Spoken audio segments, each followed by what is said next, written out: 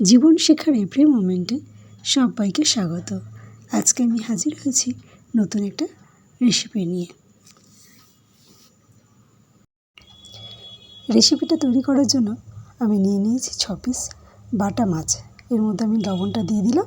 এবার আমি দিয়ে দেব পরিমাণ মতো হলুদটাও আমি দিয়ে দিলাম। দিয়ে এবার মাছগুলোতে ভালো করে লবণ আর হলুদটা মাখিয়ে নেব। এই রেসিপিটা একবার করে খেয়ে দেখবেন। খেলে পেটও ঠান্ডা হবে, শরীরও ঠান্ডা থাকবে, মনও হয়ে যাবে একদম ঠান্ডা। খুব ভালো থাকে এই রেসিপিটা একবার হলেও বানিয়ে দেখবেন। শরীর খারাপ হলে বা পেটের প্রবলেম হলে এই রেসিপিটা একবার হলেও করে আপনারা খেয়ে দেবেন, ভালো থাকবে শরীর। মাছটা আমার লবণ হলুদ মাখানো হয়ে গেছে। খুব সুন্দর করে এগুলোকে মাখিয়ে নিয়েছি। এবার কিছুক্ষণ রেখে দিয়ে দেব। আর এই ফাঁকে আমি সবজিগুলো কেটে রেডি করে নেব।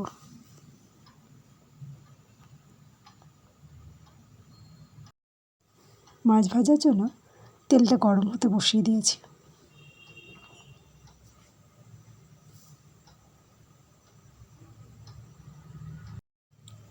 তেলটা গরম হয়ে গেছে।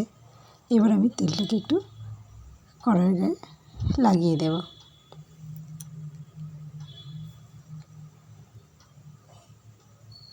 কড়াইয়ের গায়ে একটু লাগিয়ে দিলাম। এবার আমি মাছগুলো একে একে দিয়ে দেব। তেলটা কড়াইয়ের গায়ে লাগিয়ে দিয়েছি, এখানে আর মাছগুলো আটকে যাবে না, তার জন্যে তেলটা আমি কড়াইয়ের গায়ে লাগিয়ে দিয়েছি। মাছগুলো আমি দুটো ব্যাচে ভেজে নেব।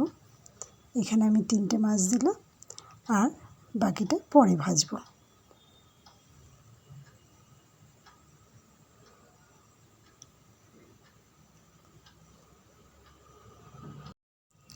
মাছগুলোর এক পিঠ ভাজা হয়ে গেছে। এবার আমি মাছগুলোকে উল্টে আরেক পিঠ ভেজে নেব। এখানে মাছগুলো বেশি কড়া করে ভাজবো না। বেশি কড়া করে ভাজলে মাছের ঝোলের টেস্টটা অতটা হবে না।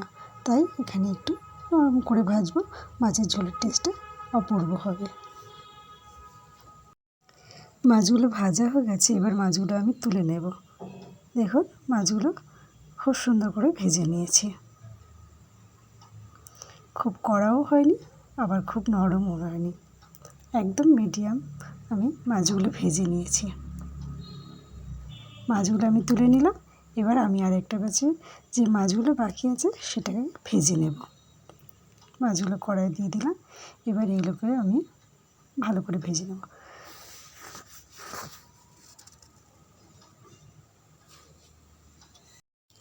সব কটা মাছ আমার ভাজা হয়ে গেছে। এবার আমি কড়াইতে যে তেলটা আছে সেই তেলের মধ্যে রেসিপিটা কমপ্লিট করে নেব। এই তেলের মধ্যে আমি দিয়ে দেব 1 চামচ 5 ফোড়ন।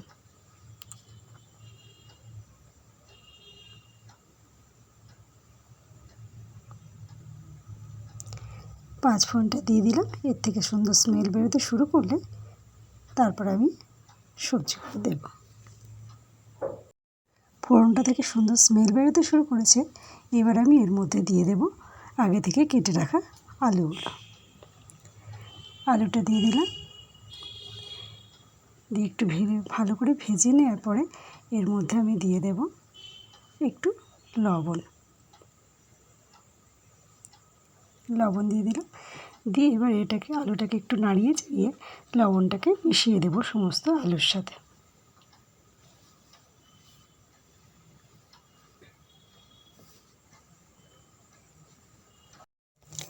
আলুটা ভালো করে ভাজা হয়ে গেছে। এবার আমি এর মধ্যে দিয়ে দিলাম আগে থেকে কেটে রাখা পেঁপেটা দিয়ে দিলাম। দিয়ে আলু আর পেঁপে আমি একসাথে আবারও ভেজে নেব ভালো করে। আমার চ্যানেলে নতুন বন্ধু হয়ে থাকলে চ্যানেলটা সাবস্ক্রাইব করে নেওয়ার অনুরোধ রইল। পাশে থাকা বেল আইকনটাকে প্রেস করে দিয়ে অল করে রাখবেন। তাহলে আমার চ্যানেলে যখনই নতুন নতুন কোনো রেসিপি ছাড়বো সবার আগে আপনাদের কাছে পৌঁছে যাবে।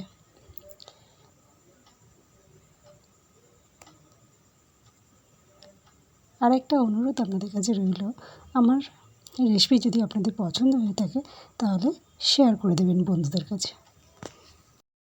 এবার আমি আলু আর পেঁপের সঙ্গে অ্যাড করে দিলাম কাঁচকলা, দিয়ে এবার আমি সবজিগুলোকে আবারও ভালো করে ভেজে নেব। এবার এখানে আমি অ্যাড করে দিলাম পেঁয়াজ। পেঁয়াজটাকে আমি এখানে সবজির মতো ব্যবহার করলাম। পেঁয়াজটা দিয়ে দিলাম, দিয়ে এবার ভালো করে সব কিছুর সঙ্গে আবারও ভেজে নেব।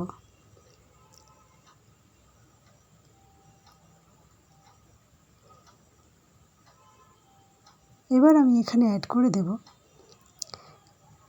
আগে থেকে চিড়ে রাখা কাঁচা লঙ্কা, দিয়ে আবারও সব সবজি একসাথে করে ভেজে নেব।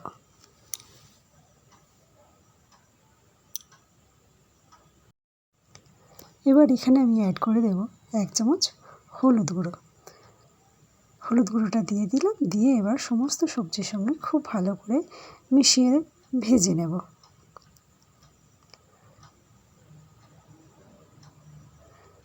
হলুদের কাঁচা গন্ধটা চলে গেছে। এবার আমি এখানে অ্যাড করে দেব 1 চামচ জিরে গুঁড়ো।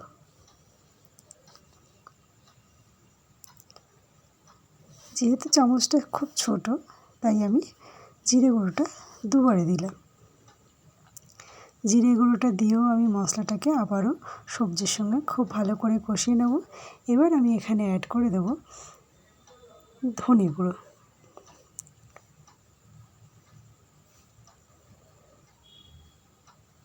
ধনে গুঁড়োটা দিয়ে দিলাম, দিয়ে আবারও সবজিটাকে খুব ভালো করে কষিয়ে নেব সমস্ত মশলার সঙ্গে।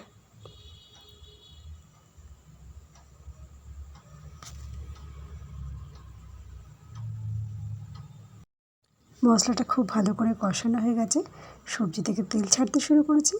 এবার আমি এখানে অ্যাড করে দেব পরিমাণ মতো জল।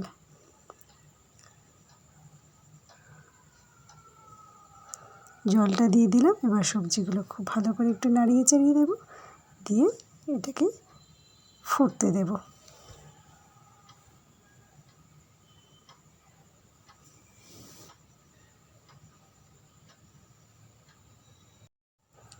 এবার এখানে আমি দিয়ে দিলাম স্বাদ অনুযায়ী লবণ।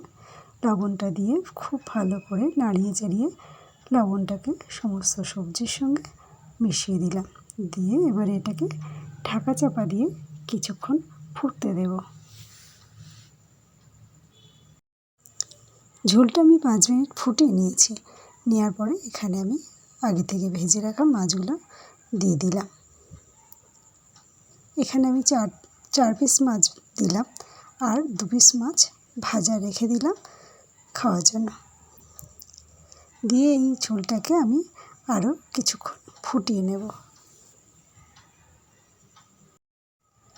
একটু নাড়িয়ে দিলাম তরকারিটা, সবজিগুলো এদিক ওদিক করে দিলাম। উল্টে পাল্টে দেওয়ার পরে দেখুন সব সবজিগুলো খুব সুন্দর সিদ্ধ হয়ে গেছে। রেসিপিটা আমার একদমই কমপ্লিট হয়ে গেছে। এবার আমি অন্য একটা পাত্রে এটাকে নামিয়ে নেব। সবাই ভালো থাকবেন, সুস্থ থাকবেন। আজ এই পর্যন্ত। আবার অন্য কোনো দিন হাজির হয়ে যাব অন্য কোনো নতুন রেসিপি নিয়ে। ধন্যবাদ।